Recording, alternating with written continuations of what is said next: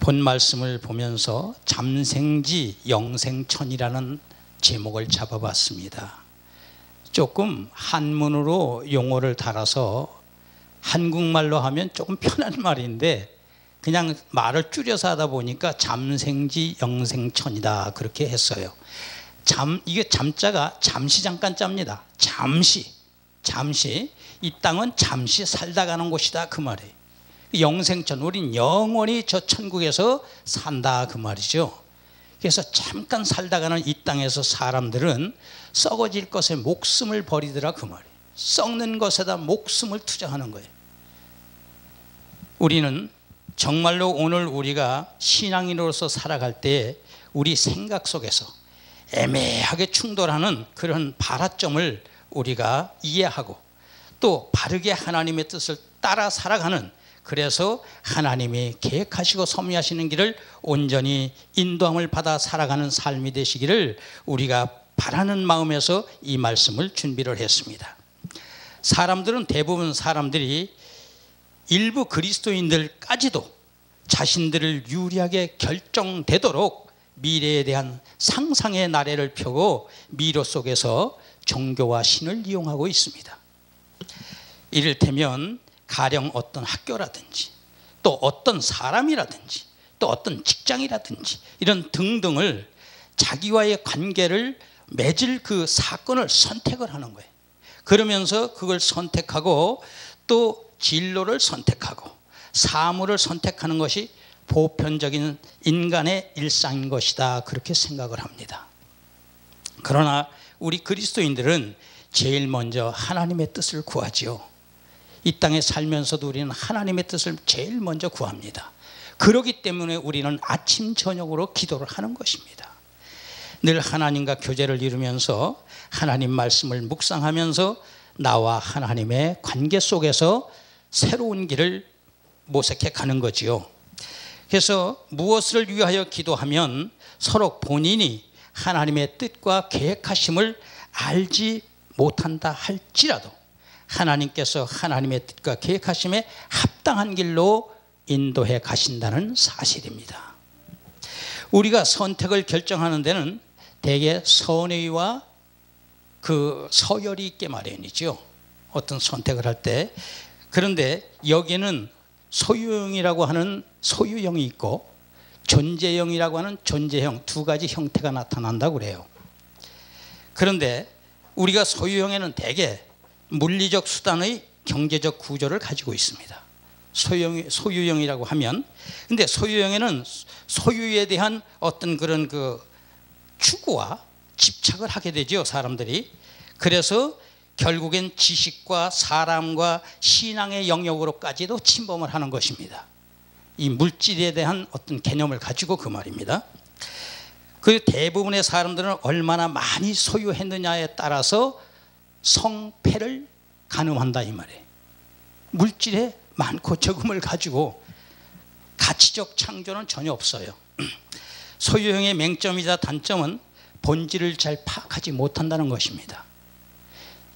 가령 독서를 할 때에 우리가 암기를 하고 습득을 하고 혹은 결론을 맺고 하는 내용은 잘 할지 몰라도 본질을 잃어버리고 있다 그 말이에요. 본질을 파악하지 못한다는 거죠. 그래서 우리는 여기에 따라서 반면 우리가 존재형이라고 하는 그 형태를 바라볼 때 존재형은 무소유로 존재의 질과 가치를 추구하는 겁니다. 존재의 질과 가치를 추구하는 걸 이제 존재형이라고 그렇게 말한다고 그래요. 존재 그 지향적 삶에는 외적 환경이 있고 없고가 문제가 아닙니다. 외적 환경하고는 전혀 상관없이 변화의 영향을 받지 않아요. 외부 그 변화의 영향을 받지 않고, 즉 불행한 롤러코스터를 타지 않는다는 거예요. 안전하게 가겠다는 거죠. 안전하게. 그래서 가치와 질을 추구하는 것입니다. 혹자에 의하면 에릭 프롬이라고 하는 철학자가 있는데, 이 에릭 프롬이라고 하는 철학자는 소유는 사용에 따라 감소하지만 존재는 실천 운동을 통해서 증대한다고 그렇게 말을 한다고 합니다. 바로 우리의 어떤 그런 그 같은 우리의 삶 속에서 가치나 질을 우선시하는 것이 존재형의 입장이라고 그렇게 말을 합니다. 성경적 관점에서 보면 소유형이든 존재형이든 그 같은 형태의 삶을 선택할 때에 내가 선택할 수 있는 것이 아니라는 겁니다. 여기에 우리의 포인트가 있는 겁니다. 키포인트가. 그런데 대부분 어저께도 그저께도 저는 목사님들을 대하면서 깜짝깜짝 놀랄 때가 있었습니다. 마음이 아프고요. 이게 뭐냐 하면 코로나에 대해서 저한테 굉장히 강조를 하는 거예요. 목사님, 제가 우리 세열방부흥사 협의회에 가서 내일 설교를 가야 됩니다. 그러니까 목사님 마스크 꼭 하시고요. 목사님 거 가셔서도요 아주 뭐 거리 간격 잘 유지하시고, 속으로 알겠습니다 그러면서도 속으로는 목사님 하나님께 무릎을 더 꿇으세요. 그런 마음이 오는 거예요. 코로나 바이러스라고 하는 전염병 같은 유행병은 우리 사람 인간의 지능과 인간의 생각으로는 염려와 근심이 앞서겠지만 하나님이 보시기에는 아무것도 아닙니다. 내 속에 예수님이 계시고 내가 하나님과 함께 한다면 하나님께서 그거를 내 몸에 바이러스가 침투하여 앓게 하시겠습니까? 저는 확신합니다. 결코 하나님께서 내 몸에 바이러스를 오게 하시지 않습니다. 그 믿음으로 살아가는 것인데 지금 사랑교회에 그 바이러스가 뭐 17명이 전염이 됐다고 그래요. 확진자가 17명이라고. 그 외에 뭐 대전에서도 뭔 교회 이름이 뜨니까 사람들이 교회에 대해서 굉장히 그 반응을 합니다. 그런데 그럴수록 그 교회들은 정신을 차려야 되는 거예요. 아이고 하나님이 내게 경고하시는구나. 하나님이 우리 교회에 경고를 하시는구나.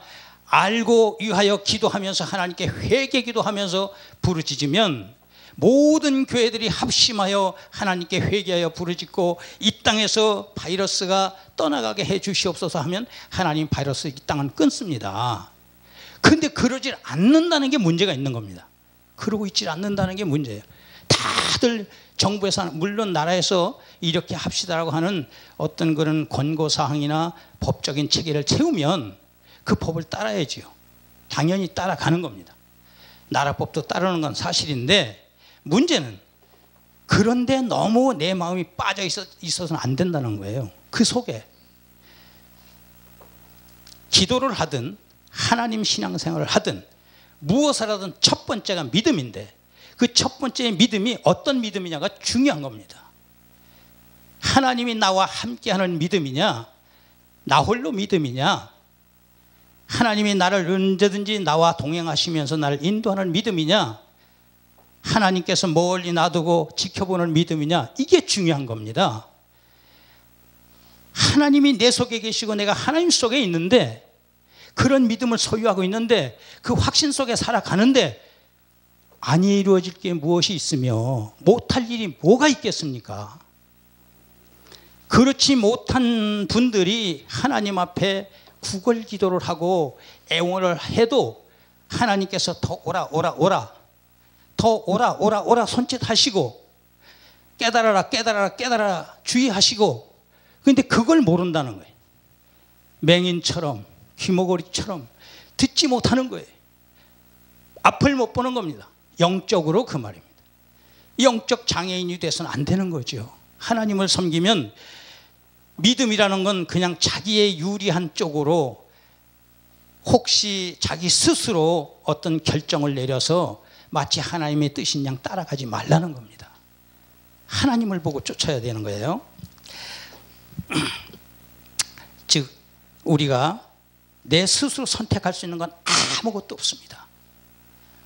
누구든지 하나님을 믿는 사람이든 그리스도인이든 간에 나를 리더하고 이끌어가는 주체가 있다는 사실입니다. 하나님을 믿지 않는 자들에게는 사단의 영이 이끌 것이고 하나님을 믿는 사람들에게는 하나님의 영이 인도한다 그 말입니다. 할렐루야.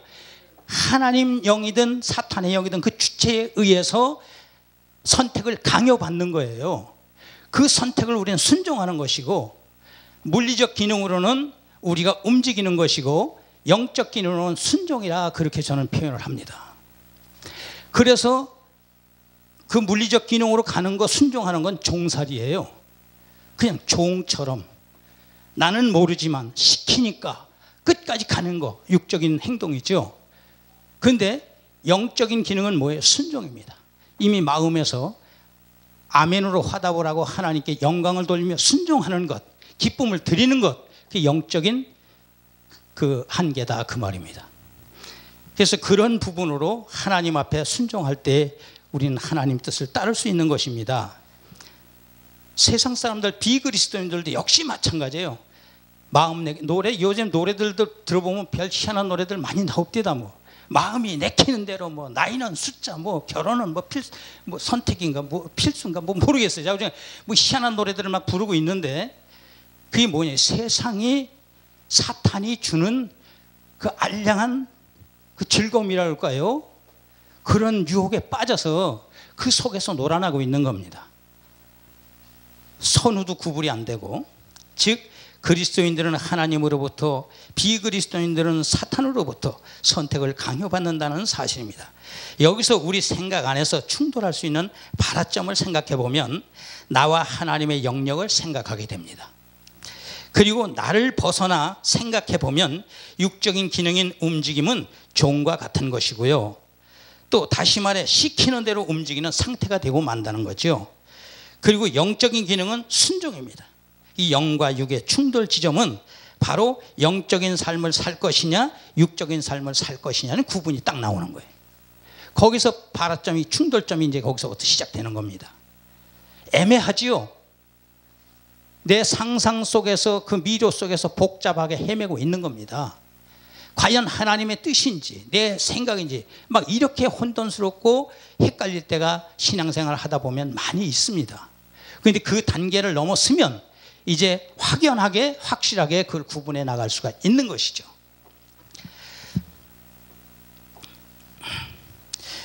하나님의 인도함으로 우리가 순종해서 살아가야만 사실은 승리하는 겁니다. 아니면 사탄의 유혹에 이끌려 불순종의 영역에서 살아간다면 그건 정말 비참하게 되는 것이죠.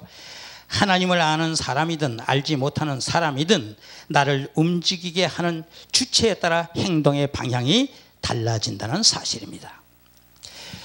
성도의 삶이란 어떤 것입니까? 그 어떤 결정이나 행위가 하나님의 그 사랑의 본체를 증거하는 것이어야 합니다. 자신이 드러나고 선한 행위가 자랑처럼 느껴진다면 이게 죄로 변해버리는 거예요. 이건 죄로 변하는 것입니다. 그래서 죄가 되는 것입니다.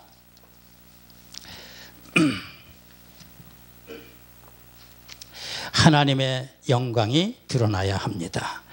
이 땅에서의 삶이라는 것은 제목처럼 잠생지인 것입니다. 잠깐 살다 가는 것입니다. 그전에는 그런 생각 미처 만각하고, 망각이죠, 잃어버린 거지요. 생각조차 할 겨를이 없었던 거죠. 그러고 살았는데 60이 딱 넘어서 60 중반을 넘었으니까 그 생각이 딱 오는 거예요.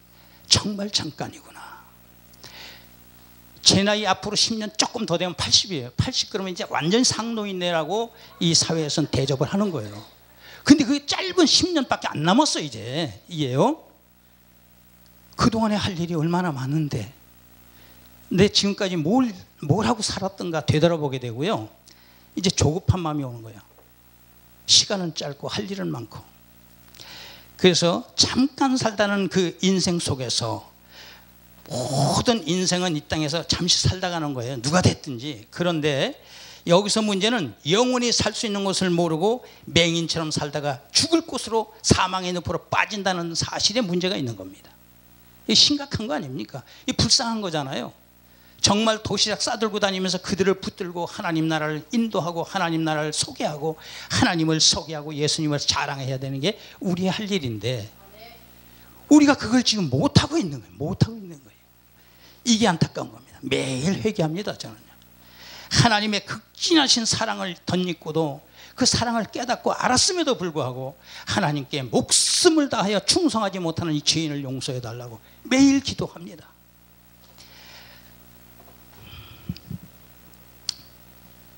우리는 영생천을 향해 죽지 않고 썩지 않을 일에 목숨을 다해 충성해야 합니다. 그러나 비그리스도인들은 이 땅의 죄 속에서 살아가고 있다는 것조차도 모른 채 육체의 욕심을 따라 마음이 가는 대로, 마음이 원하는 대로 살아가고 있다는 것입니다. 자신들의 선악 개념으로 판단해서 살아가요. 선하다 악하다 하고. 일부 기독교인들 가운데서도 보면 자신들이 선악 개념으로 하나님이 무엇을 기뻐하시는지조차도 스스로 합의해서 지키고 있다는 거예요. 하나님이 진짜 기뻐하는 걸 모르고 자기 스스로 합의하는 게 마음에서, 그리고 그걸 지킨다라고 말하면서 하나님 뜻대로 산다고 말을 하고 있습니다. 자칫 자아숭배의 삶을 살지 않도록 각별히 경계하시기를 예수님 이름으로 기도합니다. 하나님을 믿지 않는 사람들은 두말할 것도 없고, 거짓스럽게 종교 생활을 하는 믿음 없는 자들은 그 믿음을 소유한 사람들이 볼 때, 하나님을 잘 믿는다고 말하는 하나님의 믿음을 가진 자들이 볼 때 자신들의 거짓을 포장해서 마치 닭장의 닭이 날개를 달고 날라서 하늘로 비상할 것처럼 그렇게 허황되게 위선을 부리고 있다는 사실입니다. 이게 바리새인과 서기관들 아니겠습니까? 자신들이 마치 천국 갈 것처럼 그 말이에요. 로마서 2장 7절 8절을 보면 참고 선을 행하여 영광과 존귀와 썩지 아니함을 구하는 자에게는 영생으로 하시고, 또 로마서 7장 21절에 내 아버지 뜻대로 행하는 자라야 천국에 들어간다고 말씀하십니다. 우리의 행함이 없는 자도, 어린아이 신앙을 가진 자도 천국은 가요. 하나님이 인도하시죠. 천국 백성 삼으시죠. 그러나 상급을 얘기할 때에 부끄러운 구원을 받을 것이냐, 하나님께 기쁨을 드리는 영광스러운 구원을 받을 것이냐가 중요한 것입니다. 천국에 가서도 저는 등급이 있다고 봐요. 등급이 있어요. 천국에도.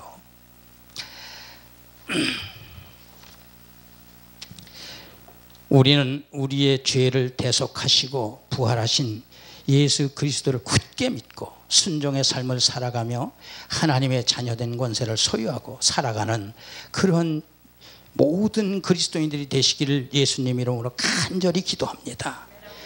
가령 내 속에서 세상적 나의 영광과 행복이 무시당하고, 제 속에서 그 말이에요. 전 싸우죠. 늘 싸우죠. 그래서 내 속에서 세상적인 영광과 그 행복이 무시를 당하고 또 외면당하고 고난이 올 때, 그렇게 되면 나에게 고난이 주어지거든요. 그런 고난이 올 때에 마귀의 속성이 무참히 짓밟히고 있고 승리하는 삶이라고 하는 사실을 믿으시기 바랍니다. 결국 하나님 영광을 위해서 세상 행복을 내려놓는 거예요. 세상 부귀영화를 버리는 거예요. 그것은 바로 사탄의 그런 속성이 무참히 짓밟히는 겁니다. 내 속에서 나에게, 그 말입니다. 그것이 우리의 불행이 아닙니다. 그것은 우리의 행복이고 승리의 삶이라는 사실입니다. 우리의 마음이 하나님의 은혜로 꽉 채워지지 않는 상태, 즉 물 없는 곳, 하나님 은혜가 없는 그런 종교 행위가 깨끗하게 소재되어야 되는데, 청소되어야 된다, 그 말입니다. 할렐루야. 베드로가 사도행전 3장 6절에 보니까 베드로가 이렇게 말을 합니다. 성전 미문에 앉은 걷지 못하는 그런 거렁뱅이를 향해서 무엇을 달라고 요구를 하니까 베드로는 그럽니다. 베드로가 이르되 은과 금은 내게 없거니와 내게 있는 이것을 너희에게 주노니 나사렛 예수 그리스도의 이름으로 일어나 걸어라. 그러니까 걷더라 그 말이에요. 할렐루야. 이게 무엇을 말하고 있습니까? 이것이 믿음이고 이것이 능력인데, 하나님이 함께하는 베드로는 금과 은은 없어요. 그러나 앉은 뱅이도 일어나기는 능력이 있고 하나님께서 이루실 수 있는 건 다 이루는 거예요. 하나님께서 이루어 주시는 겁니다. 할렐루야. 베드로를 도구로 쓰시는 거죠. 그 같은 믿음을 우리는 다 소유하시기를 예수님 이름으로 축원합니다. 그때는 기도하는 것마다 이루어져요. 하나님이 이루시는 거예요. 이 말씀인즉 우리가 예수님과 함께하는 삶을 살아갈 때에 그 능력은 무한하다고 하는 사실입니다. 결론하여 말씀을 드리겠습니다. 하나님 말씀을 거울 삼아 우리의 주체를 분별하여 하나님의 뜻과 계획에 합당한 삶을 살아가시면서 우리의 결론은 성삼위 하나님께 순종하며 영생천, 영원히 사는 저 천국에 입성해야 한다는 것입니다. 만약 불순종한다면 지옥행이 되는 건 자명한 일이지요. 혹여 썩어질 것, 죽을 것에 목숨을 거는 일이 있다면 즉시 멈추고 영생천의 소망을 두고 성삼위 하나님께 순종하여 승리하는 저와 여러분 되시기를 예수님 이름으로 축원합니다. 아멘.